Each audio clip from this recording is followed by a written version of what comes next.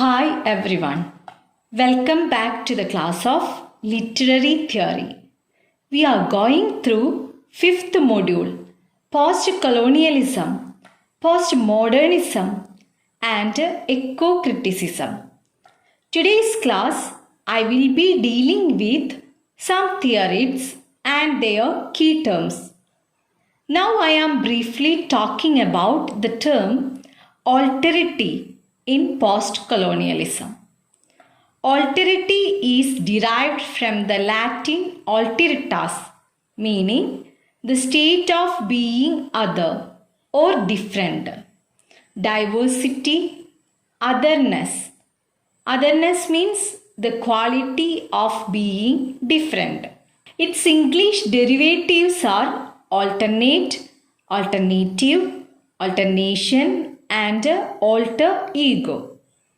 What is the meaning of alternate? Occur in turn, repeatedly. മാറി മാറി സംഭവിക്കുക. Have you heard about alter ego? It means a person's secondary or alternative personality. വ്യക്തിത്വത്തിൻ്റെ മറുവശം. The term alterity is more common in French and has the antonym identity. Identity and alterity are key concerns in the context of post-colonial studies, which focuses on the power relations between colonizer and colonized. Until recently, however, the centrality of identity and alterity for narrative theory has not been sufficiently recognized. The term was adopted by philosophers as an alternative to otherness, to register a change in the Western perceptions of the relationship between consciousness and the world. Since Descartes' individual consciousness had been taken as the privileged starting point for consciousness, and the other appears in these philosophies as a reduced other, as an epistemological question. Descartes is a French philosopher.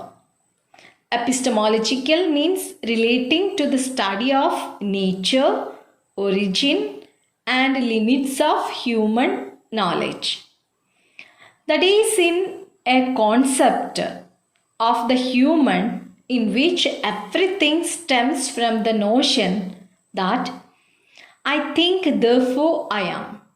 The chief concern with the other is to be able to answer questions such as, how can I know the other? How can other minds be known? The term alterity shifts the focus of analysis away from these philosophic concerns with the otherness, the epistemic other, the other that is only important to the extent to which it can be known, to the more concrete moral other, the other who is actually located in a political, cultural, linguistic or religious context. This is a key feature of changes in the concept of subjectivity, because whether seen in the context of ideology, psychoanalysis or discourse, the construction of the subject itself can be seen to be inseparable from the construction of its others. Literary theorists commonly see the most influential use of alterity in Mikhail Bakhtin's description of the way in which an author moves away from identification with a character. The novelist must understand his or her character from within, as it were, but must also perceive it as other, as apart from its creator in its distinct alterity. Importantly, dialogue is only possible with an other. So, alterity in Barton's formulation is not simply exclusion, but an apartness or isolated that stands as a precondition of dialogue, where dialogue implies a transference across and between differences of culture, gender, class, and other social categories. This is related to his concept of exotopy or outsideness, which is not simply alienness or unfamiliar. Have you heard about exotopy? Exotopy means the role of the author in relation to the hero or character, but a precondition for the author's ability to understand and formulate a character, a precondition for dialogue itself. In post-colonial theory, the term has often been used interchangeably with otherness and difference. However, the distinction that initially held between otherness and alterity, that between otherness as a philosophic problem and otherness as a feature of a material and discursive location, is peculiarly applicable to post-colonial discourse. The self-identity of the colonizing subject, indeed, the identity of imperial culture, is inseparable from the alterity of colonized others. An alterity determined according to Spivak by a process of othering. The possibility for potential dialogue between racial and cultural others has also remained as important aspect of the use of the word, which distinguishes it from its synonyms. Next, I want to introduce the term diaspora. Diaspora is another concept relevant in the post-colonial discourses today, with historical connotations of the Jewish exile. The term denotes the territorial displacements of people, either forced, it is slavery, or voluntary. They are searching for job during the colonial period and after. Diasporas, the voluntary or forcible movement of people from their homelands into new regions, is a central historical fact of colonization. കൊളോണിയലിസത്തിൻ്റെ മുൻപും ശേഷവും പലപ്പോഴും natives സ്വന്തമായി ജോലി കണ്ടെത്താനും കോളനൈസേഴ്സിൻ്റെ നിർബന്ധ ബുദ്ധി കൊണ്ടും പലപ്പോഴും അവർക്ക് മറ്റ് സ്ഥലങ്ങളിലേക്ക് സഞ്ചരിക്കേണ്ടതായി വരാറുണ്ട്. Diaspora from the Greek meaning to disperse or spread over a wide area. Colonialism itself was a radically diasporic movement. Diasporic means scattered population, involving the temporary or permanent dispersion and settlement of millions of Europeans over the entire world. The widespread effects of these migrations continue on a global scale.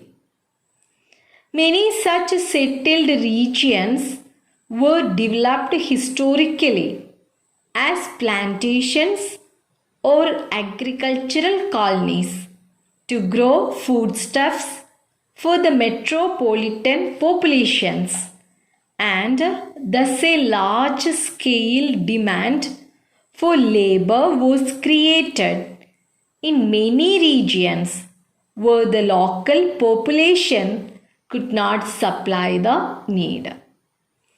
The result of this was the development principally in the Americas, but also in other places such as South Africa, of an economy based on slavery. Virtually all the slaves shipped to the plantation colonies in the Americas were taken from West Africa through the various European coastal trading enclaves. Enclaves means a portion of territory surrounded by a larger territory whose inhabitants are culturally or ethnically distinct.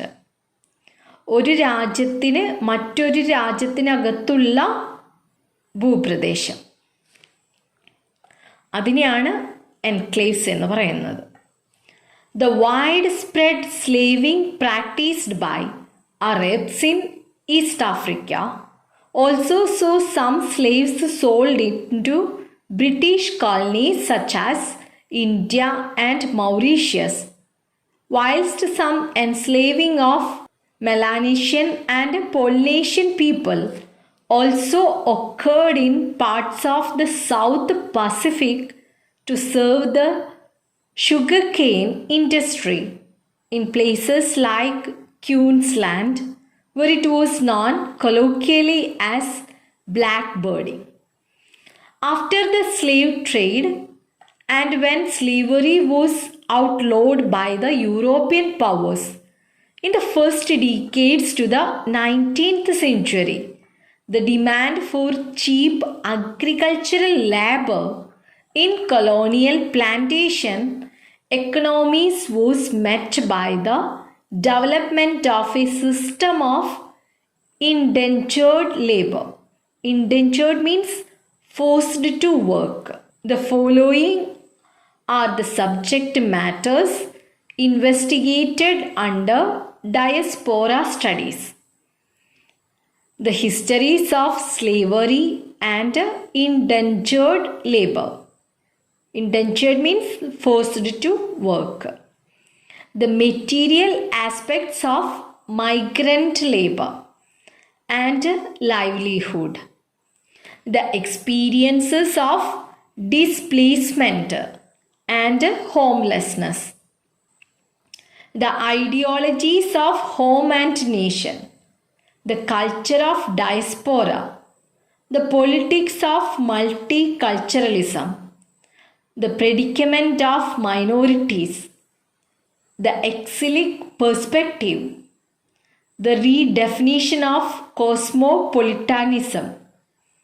Identity questions and issues relating to race, sexuality, and gender. The practices of slavery and indenture thus resulted in worldwide colonial diasporas. The descendants of the diasporic movements generated by colonialism have developed their own distinctive cultures, which both preserve and often extend and develop their originary cultures. Creolized versions of their own practices evolved.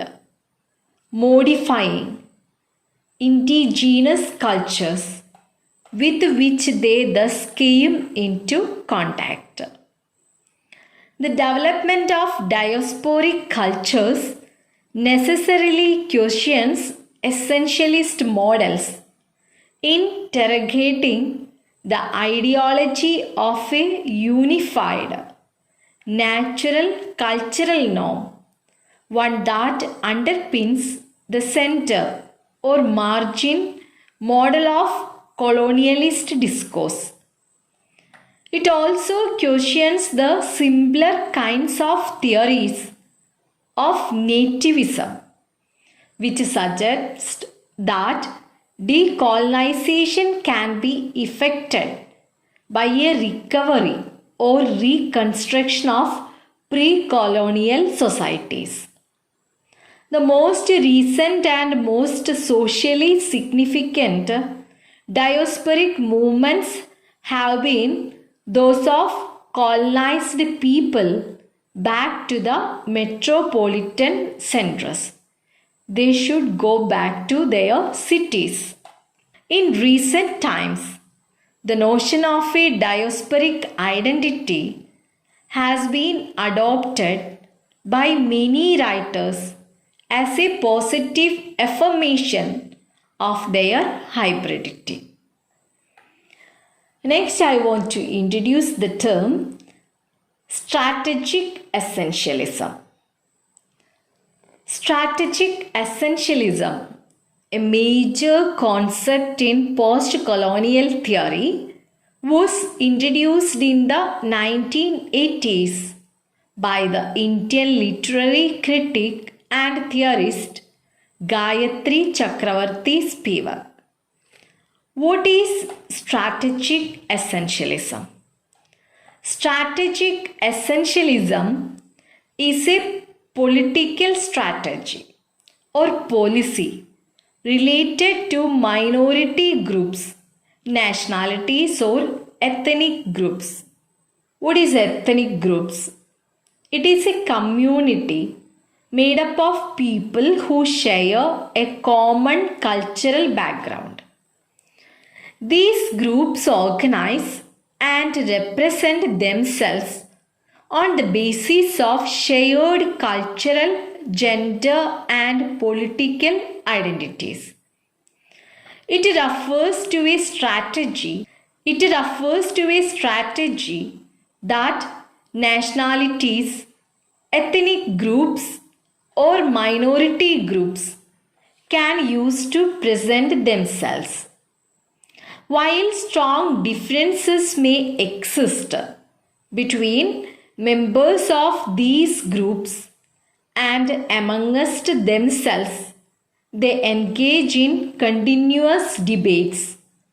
It is sometimes advantageous for them to temporarily essentialize themselves and to bring forward their group identity in a simplified way to achieve certain goals or to oppose the leveling impact of global culture. They form unity among themselves.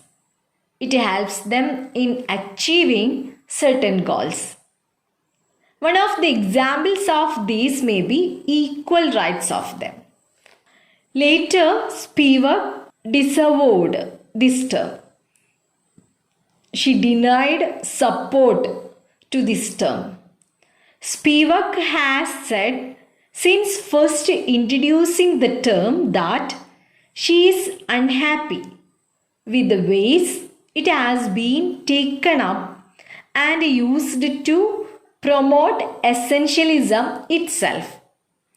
The idea also comes up regularly in queer theory, feminist theory, deaf studies, and specifically in the work of Lucy Irigaray, who refers to it as a mimesis or imitation. Essentialism is the assumption or conclusion that groups, categories, or classes of objects have one or several defining features exclusive to all members of that category.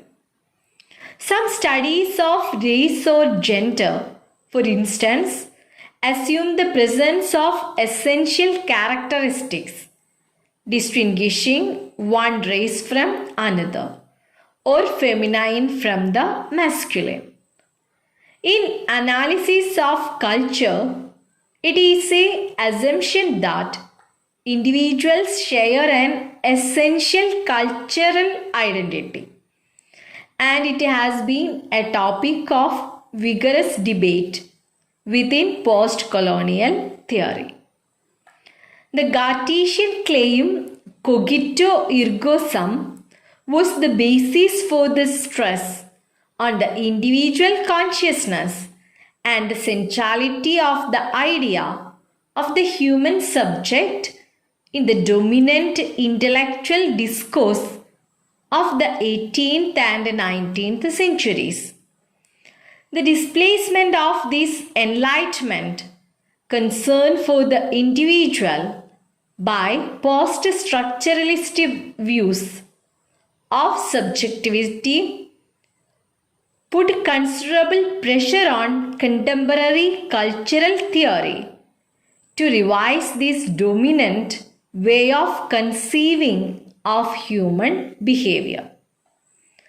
Colonial discourse theory stressed this also when it drew attention to the ways of speaking and thinking that colonialism employed to create the idea of the inferiority of the colonial subject and to exercise hegemonic or dominant control over them through control of the dominant modes of public and private representation.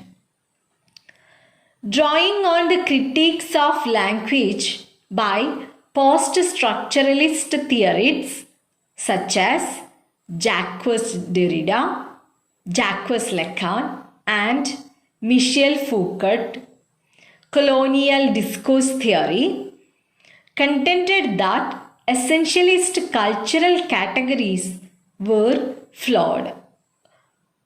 They were in imperfection.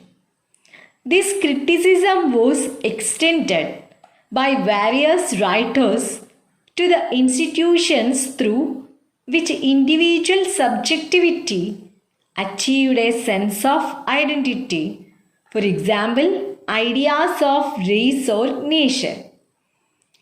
The political purpose of this critique was, in part, to expose the falsity or dishonest of this mode of representing the colonial subject as an other to the self of the dominant colonial culture.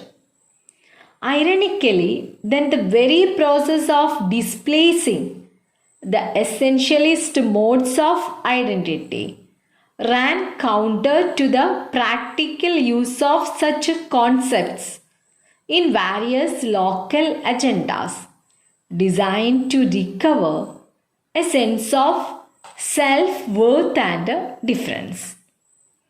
The basis of the national liberation movements of the 1960s and 1970s was a recognition of the need to recover or develop a local identity and a sense of distinction damaged by imperial and colonizing discourses. At the same time, theorists warned of the dangers of simply reversing the categories of oppressed and oppressor without critiquing the process by which such symbol binaries had come into being in the first place.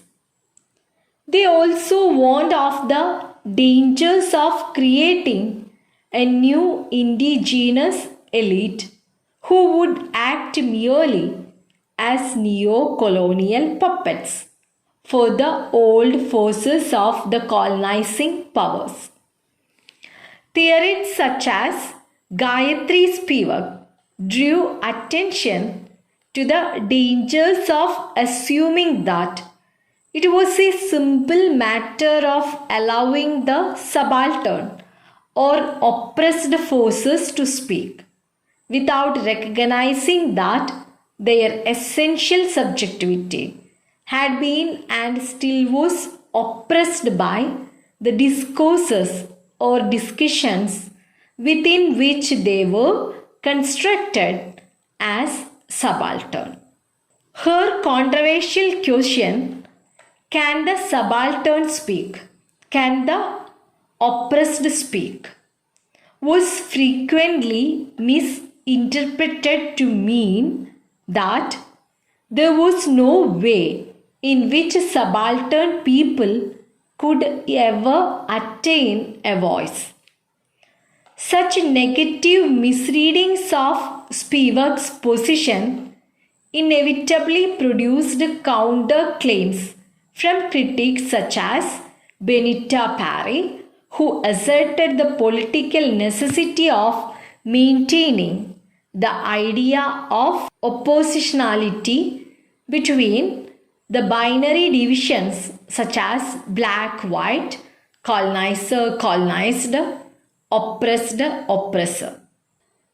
In fact, Spivak's essay is not an assertion of the inability of the subaltern or oppressed voice to be accessed or given agency, but only a warning to avoid the idea that the subaltern can ever be isolated in some absolute, essentialist way from the play of discourses and institutional practices that give it its voice.